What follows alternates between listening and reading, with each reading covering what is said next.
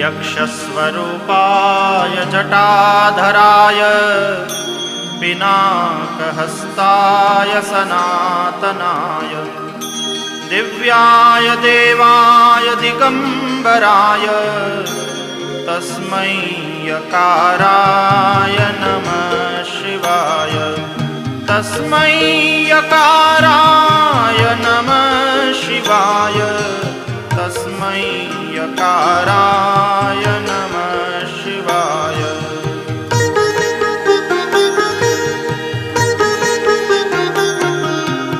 पंचाक्षरमिदं पुण्यं यः पठेत् शिवसन्निधौ शिवलोकमवाप्नोति शिवेन सह मोदते।